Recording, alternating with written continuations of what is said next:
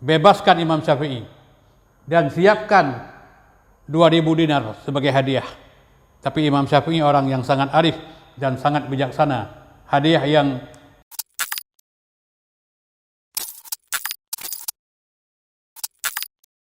Assalamualaikum warahmatullahi wabarakatuh.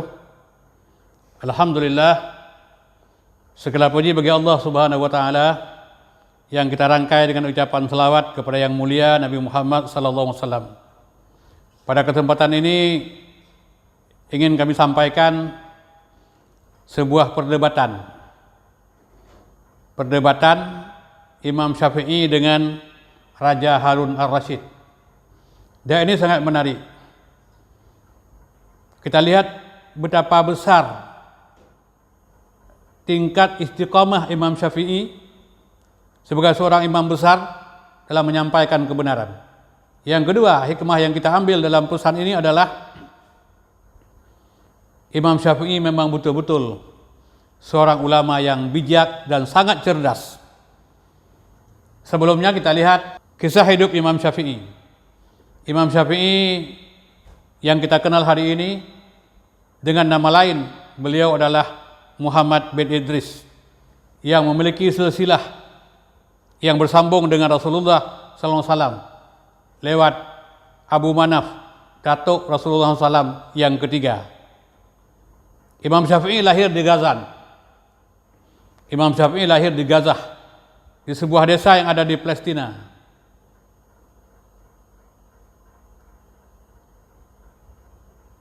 Sehubungan dengan lahirnya Imam Syafi'i, juga pada hari yang sama Allah takdirkan kembalinya kepada Allah Subhanahu wa taala atau wafatnya seorang ulama besar, Imam Abu Hanifah, pada bulan Rajab tahun 150 Hijriah. Ayah dan ibu Imam Syafi'i adalah tinggal di Makkah. Karena kebiasaan perjalanan jauh yang ditempuh untuk bergerilya, mencari nafkah, mencari ilmu pengetahuan, maka pada saat ibunda Imam Syafi'i itu dalam keadaan hamil, berangkat bersama-sama ayahnya menuju Palestina. Maka Imam Syafi'i lahir di Palestina. Tapi dalam perjalanan sebelum sampai ke Palestina, ayahnya berpulang ke rahmatullah. Jadi ayah Imam Syafi'i berpulang ke rahmatullah dalam perantauan pada saat Imam Syafi'i masih di dalam kandungan. Setelah 2 tahun lahir dan tinggal di Palestina, kemudian ibunya mengajak untuk kembali ke Makkah. Yang sangat menarik, yang perlu kita cermati dan kita contoh, pada saat Imam Syafi'i berumur 9 tahun, beliau sudah bisa menghafal Al-Quran. Sangat luar biasa.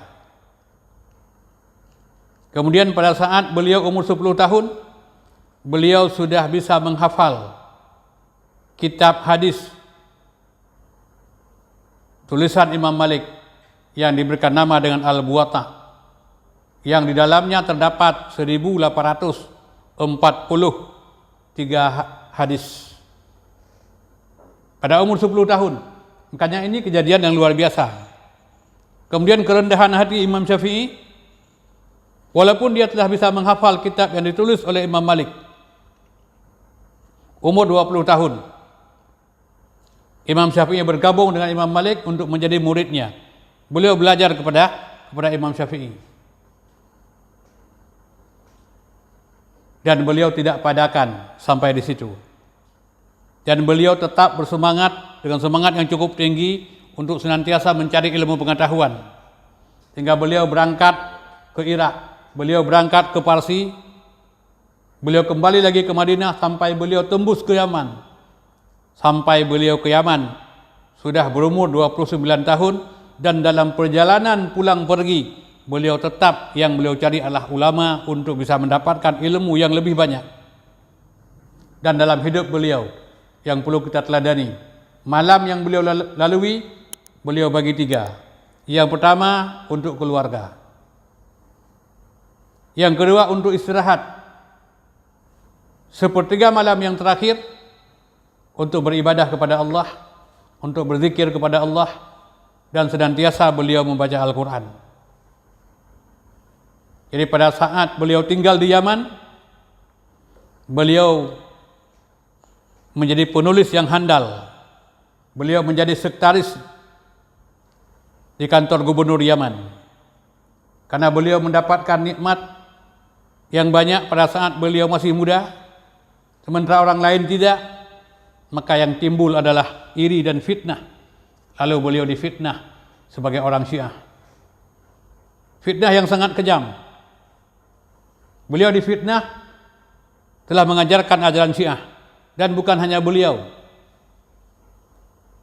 Dan pemerintahan Yaman pada waktu itu adalah pemerintahan yang sangat anti dengan Syiah. Maka satu ketika perintah Harun al-Rashid, semua yang diduga mengajarkan paham Syiah itu ditangkap. Termasuk Imam Syafi'i. Imam Syafi'i juga ditangkap karena beliau telah difitnah oleh seseorang, beliau mengajarkan paham Syiah. Tatkala beliau ditangkap, tangan diikat, digiring berjalan kaki untuk menuju istana. Satu-satu tahanan diperintahkan masuk ke istana, diperiksa, dan apabila terbukti langsung dipenggal. Dan di istana telah disiapkan kulit kerbau tempat menampung darah. Tatkala orang ditebas lehernya, darah jatuh di atas kulit kerbau. Satu-satu dipanggil, dan yang dipanggil biasanya tidak keluar, kecuali mereka akan mengakhiri hidupnya dengan kematian. Maka sampailah giliran yang dipanggil Imam Syafi'i. Beliau merangkak masuk. Kenapa harus merangkak? Karena kakinya diikat, tangannya juga diikat. Pada saat beliau masuk, beliau lihat Harun al-Rashid sebagai raja duduk di atas singgasana. Kemudian Imam Syafi'i memberikan salam. Assalamualaikum ya Amirul Mukminin wa barakatuh. Assalamualaikum ya Amirul Mukminin wa barakatuh. Ditegur oleh Amirul Mukminin. Setelah dijawab Waalaikumsalam warahmatullahi wabarakatuh, kemudian Harun al-Rashid mengatakan kepada Imam Syafi'i, kenapa kamu memberikan salam tidak sesuai dengan sunnah? Dan kenapa kamu memberikan salam sebelum aku perintahkan memberikan salam? Imam Syafi'i menjawab, wahai baginda, wahai Amirul Mukminin, saya tidak membaca warahmatullah karena rahmat Allah itu ada di dalam hati Tuhan. Maka pada waktu itu Imam Syafi'i membaca firman Allah Subhanahu wa taala pada surat An-Nur ayat yang ke-55. Allah telah menjanjikan kepada orang-orang yang beriman di antara kamu. Allah telah menjanjikan kepada orang-orang di antara kamu yang beriman dan mengerjakan kebajikan, bahwa sungguh Dia menjadikan orang yang berkuasa di bumi sebagaimana Dia telah menjadikan orang-orang yang sebelum mereka berkuasa, dan sungguh Dia akan meneguhkan bagi mereka dengan agama yang telah diridai oleh Allah Subhanahu wa taala, dan Dia benar-benar mengubah keadaan mereka menjadi berada dalam ketakutan menjadi aman sentosa. Setelah Imam Syafi'i membaca ayat ini, maka timbullah perasaan yang sangat arif, yang sangat bijak dari seorang raja yang sebelumnya kejam, maka dia telah melunak. Lalu dia katakan kepada Imam Syafi'i, wahai Imam Syafi'i, kata raja, kenapa engkau menyampaikan paham Syiah? Apa jawab Imam Syafi'i? Wahai baginda raja, bagaimana mungkin saya bisa memberikan jawaban yang baik, yang jelas, sementara kaki saya diikat dan tangan saya diikat? Kemudian raja perintahkan kepada Algojo, tolong dibuka ikatan ini di tangan dan kaki Imam Syafi'i. Kemudian setelah dibuka, Imam Syafi'i membaca firman Allah Subhanahu wa taala dalam surat Al-Hujurat ayat yang ke-6. Wahai orang-orang yang beriman, jika seseorang yang fasik datang kepadamu membawa satu berita, maka telitilah kebenarannya, agar kamu tidak mencelakakan suatu kaum karena kebodohan dan kecerobohan, yang akhirnya kamu menyesali perbuatanmu itu.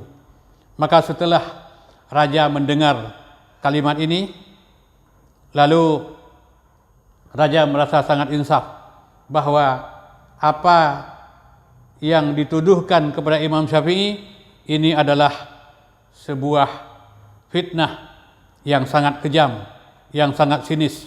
Maka pada waktu itu Raja Harun al-Rasyid tertunduk dan dia merasa malu dengan Imam Syafi'i. Maka dia perintahkan kepada Algojo, bebaskan Imam Syafi'i dan siapkan 2.000 dinar sebagai hadiah. Tapi Imam Syafi'i orang yang sangat arif dan sangat bijaksana. Hadiah beliau tolak, beliau tidak terima. Jadi kalau beliau terima, seolah-olah beliau menjual ilmunya, pengetahuannya kepada raja, maka beliau tidak terima. Tapi lain kesempatan, Imam Syafi'i pernah singgah di istana Harun al-Rasyid, dan pada saat itu terjadi sebuah dialog dan dia dinobatkan sebagai penasihat istana, penasihat kerajaan. Dan pada waktu diberikan hadiah kepada Imam Syafi'i 1.000 dinar. Hadiah itu diterima. Pada saat beliau keluar dari istana, beliau bagi-bagikan kepada petugas-petugas yang ada di luar istana. Dan itu disampaikan oleh petugas istana kepada raja. Jadi begitulah kalau kita lihat sekelumit kisah kecerdikan Imam Syafi'i, keteguhan Imam Syafi'i di dalam menghadapi sebuah tantangan. Maka semakin tinggi ilmu seorang manusia, tidak terlepas dengan segala macam hujatan, iri, dan kebencian. Tetapi yang namanya takdir Allah akan tetap berlaku sesuai dengan yang ditakdirkan oleh Allah Subhanahu wa taala. Walaupun orang lain tidak selamat, tapi Imam Syafi'i tetap selamat karena memang demikian ditentukan oleh Allah Subhanahu wa taala. Jadi kecerdikan Imam Syafi'i, kesalehan Imam Syafi'i, kejujuran Imam Syafi'i, keberanian Imam Syafi'i itu perlu ditiru oleh para generasi yang hidup hari ini. Saya kira demikian, lebih kurang mohon maaf. Assalamualaikum warahmatullahi wabarakatuh.